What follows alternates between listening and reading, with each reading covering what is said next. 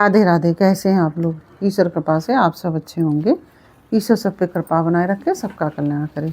आज मैं बताने जा रही हूँ माघ मातम में माघ स्नान के लिए मुख्य तीर्थ और नियम, उसका वर्णन करने जा रहे हैं। आप लोग ध्यानपूर्वक सुनिए। राजा दिलीप ने पूछा, मुने, आप इक्ष्वाकु वंश के गुरु और महात्मा हैं, आपको नमस्कार है। माघ स्नान में संलग्न रहने वाले पुरुषों के लिए कौन कौन से मुख्य तीर्थ हैं, उनका विस्तार के साथ वर्णन कीजिए। मैं सुनना चाहता हूँ।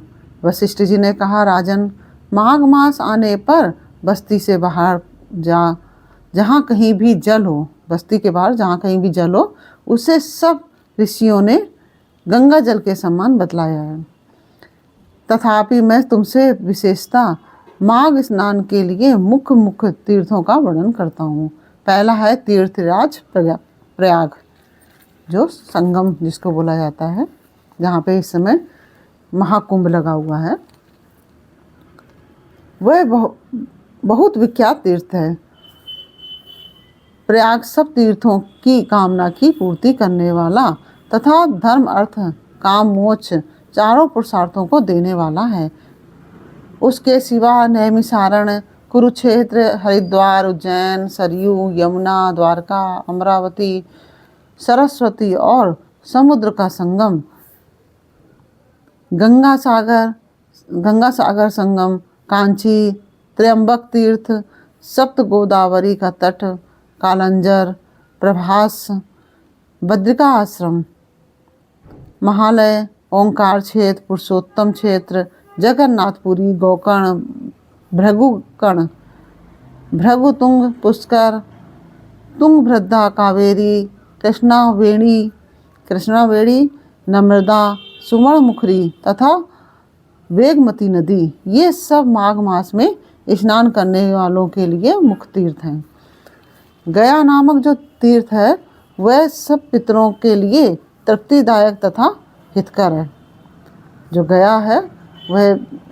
गया नामक तीर्थ है वह पितरों के लिए तृप्तिदायक और हितकर है। ये भूमि पर विराजमान तीर्थ हैं जिनका मैंने तुमसे वर्णन किया है।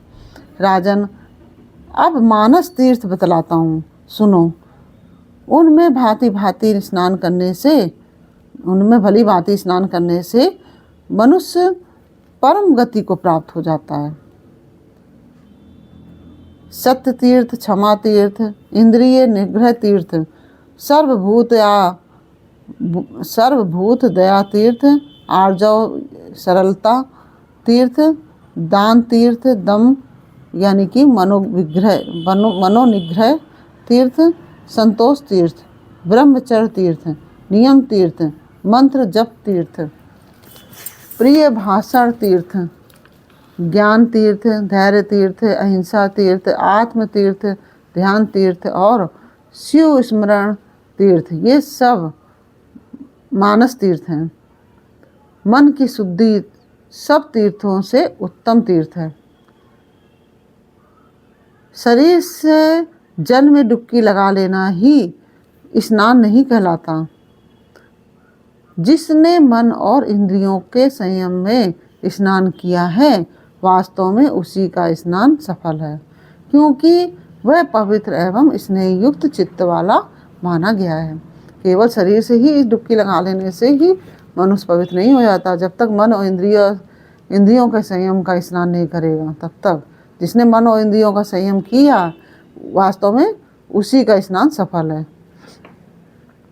जो लोभी, चुगलखोर, क्रूर, दंभी और विषय लोलुप हैं, वह संपूर्ण तीर्थों में स्नान करके भी पापी और मलिन ही बना रहता है।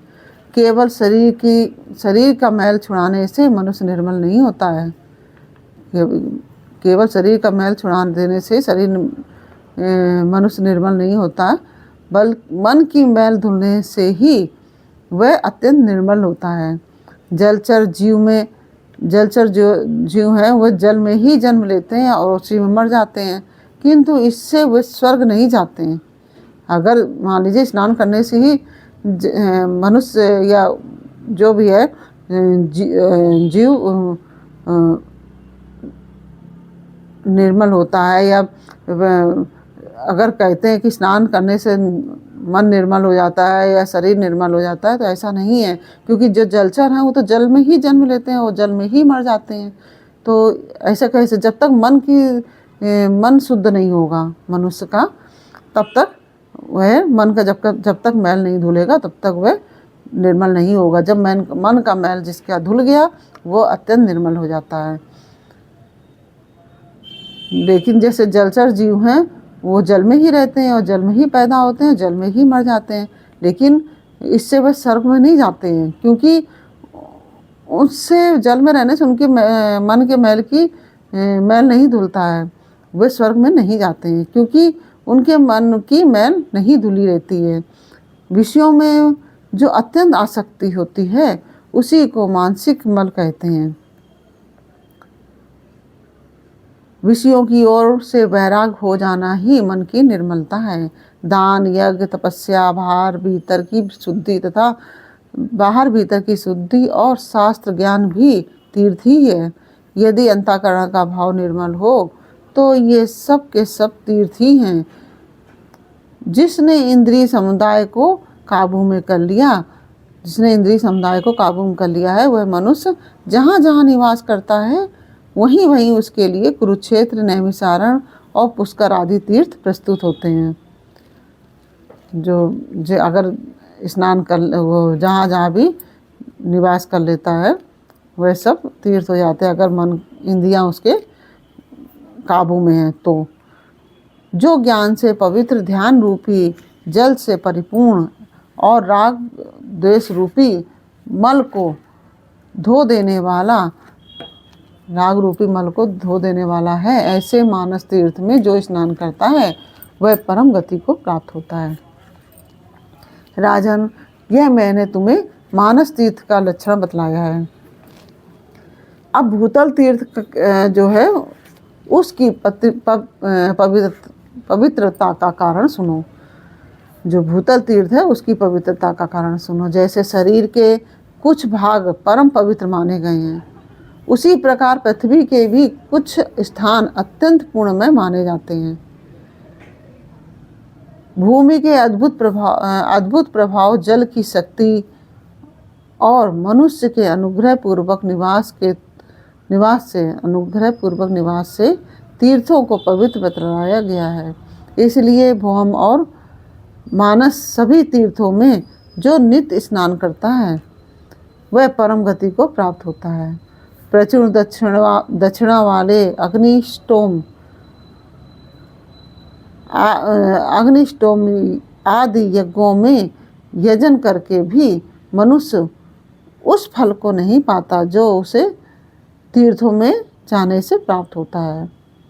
जिसके दोनों हाथ, दोनों पैर और मन भली भांति काबू में हो तथा जो विद्या, तप और कीर्तन से संपन्न हो।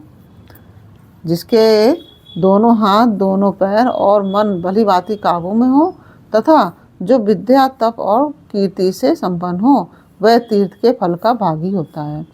जो प्रतिग्रह से निवृत्त, जिस किसी वस्तु से भी संतुष्ट रहने वाला और अहंकार से मुक्त है, वह तीर्थ के फल का भागी होता है। श्रद्धापूर्वक एकाग्रचित होकर तीर्थों की यात्रा करने वाला धीर पुरुष कृतज्ञ हो तो भी शुद्ध हो जाता है। फिर जो शुद्ध कर्म करता है उसकी तो बात ही क्या है। वह मनुष्य पशु पक्षियों की योनि में नहीं पड़ता, बुरे देश में जन्म नहीं लेता, दुख का भागी नहीं होता, स्वर्ग लोक में जाता है, मोक्ष का उपाय भी प्राप्त कर लेता है। आज श्रद्धालु, पापात्मा, नास्तिक, संशयात्मा और केवल युक्तिवाद का सहारा लेने वाला, ये 5 प्रकार के मनुष्य तीर्थ फल के भागी नहीं होते। आज श्रद्धालु, पापात्मा, नास्तिक, संशयात्मा और केवल युक्तिवाद का सहारा लेने वाला, ये 5 प्रकार के जो मनुष्य हैं वो तीर्थ फल के भागी नहीं होते हैं। जो शास्त्रोक्त तीर्थों में विधि पूर्वक विचरते और सब प्रकार के द्वंद्वों को सहन करते हैं, सब प्रकार के द्वंद्वों को सहन करते हैं, वे धीर मनुष्य स्वर्ग लोक में जाते हैं। तीर्थ में अर्घ और आह्वान के बिना ही श्राद्ध करना चाहिए। तीर्थ में अर्घ और आह्वान के बिना ही श्राद्ध करना चाहिए। वह श्राद्ध के योग काल हो या ना हो, वह समय अगर श्राद्ध के योग हो या ना हो, तीर्थ में बिना विलंब किए श्राद्ध और तर्पण करना उचित है। उसमें विघ्न नहीं डालना चाहिए। अन्य कार्य के प्रसंग से भी तीर्थ में पहुँच जाने पर स्नान करना चाहिए। ऐसा करने से तीर्थ यात्रा का नहीं परंतु तीर्थ स्नान का फल अवश्य प्राप्त होता है। तीर्थ में नहाने से पापी मनुष्यों के पाप की शांति होती है। पापी मनुष्य है उसके पाप की शांति होती है तीर्थ में स्नान करने से। जिनका हृदय शुद्ध है और उन मनुष्यों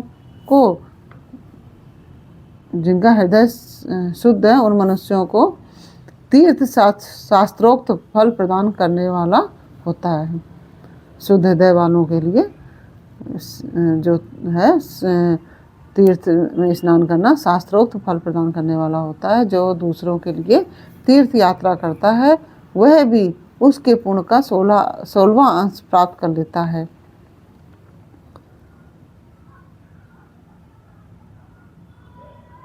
कुश की प्रतिमा बनाकर तीर्थ के जल में उसे स्नान करावें। जिससे कुश की प्रतिमा बनाकर तीर्थ के जल में उसे स्नान करावें। जिसके उद्देश्य से उस प्रतिमा को स्नान कराया जाता है वह पुरुष तीर्थ स्नान के पुण्य का 8वां भाग प्राप्त करता है। तीर्थ में जाकर उपवास करना और सिर के बालों का मुंडन कराना चाहिए। मुंडन से मस्तक के पाप नष्ट हो जाते हैं। मुंडन कराने से मस्तक के जो पाप होते हैं वह नष्ट हो जाते हैं।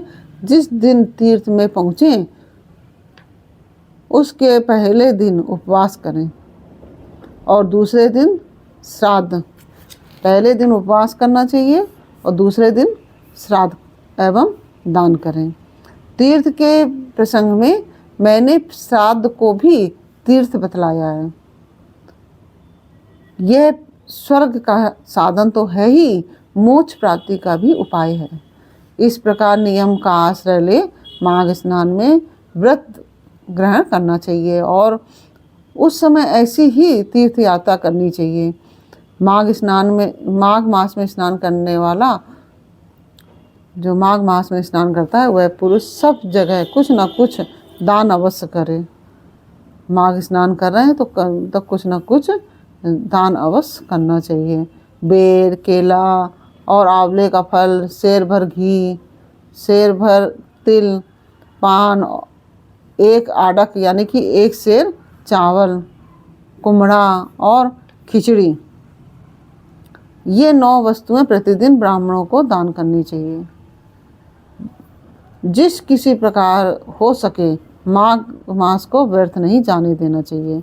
किंचित सूर्योदय होते होते माघ स्नान करना चाहिए तथा माघ स्नान करने वाले पुरुष को यथाशक्ति शौच, संतोष आदि नियमों का पालन करना चाहिए। विशेषतः ब्राह्मणों और साधु सन्यासियों को पकवान भोजन कराना चाहिए। जाड़े का कष्ट दूर करने के लिए बोझ के बोझ सूखे काठ, जो काठ होते हैं सूखे लकड़ी, उसका दान करें।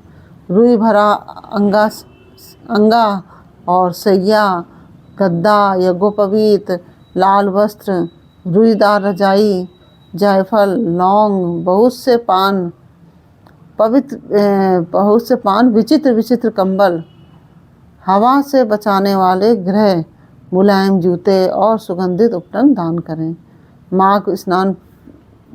माघ स्नान पूर्वक घी, कंबल, पूजन सामग्री, काला अगर, धूप, मोटी बत्ती वाले दीप और भांति भांति के नैवेद्य से माघ स्नान जनित फल की प्राप्ति के लिए भगवान महादेव की पूजा करें। माघ स्नान में डुबकी लगाने से, माघ स्नान हो तब उसमें डुबकी, जब सरोवर में डुबकी लगाई जाती है गंगा जी में, सारे पाप सारे दोष नष्ट हो जाते हैं और अनेकों जन्मों के उपार्जित संपूर्ण महापाप तत्काल विलीन हो जाते हैं। यह माघ स्नान ही मंगल का साधन है। यही वास्तव में धन का उपार्जन है तथा यही इस जीवन का फल है। भला माघ स्नान मनुष्यों का कौन कौन सा कार्य सिद्ध नहीं करता। वह पुत्र, मित्र, कलत्र, राज, स्वर्ग तथा मोक्ष का भी देने वाला है। और आप यदि पूरे माघ महीने में स्नान नहीं कर सकते तो केवल 3 दिन स्नान करने से ही पूर्ण फल की प्राप्ति होती है। तो आप माघ के महीने में केवल 3 दिन सूर्योदय से पहले स्नान करें तो उससे पूरे माघ महीने का फल प्राप्त होगा। और इस प्रकार से मैंने आपको माघ स्नान के लिए मुख्य तीर्थ तथा नियम के बारे में बतलाया। और यह जानकारी आपको कैसी लगी यह मुझे कमेंट बॉक्स में अवश्य बताइए। अच्छी लगी हो तो वीडियो को लाइक शेयर कीजिए और कमेंट में राधे राधे अवश्य लिखिए। फिर मिलते हैं आपसे अगले वीडियो में एक नई जानकारी, एक नई कहानी के साथ। तब तक के लिए राधे राधे।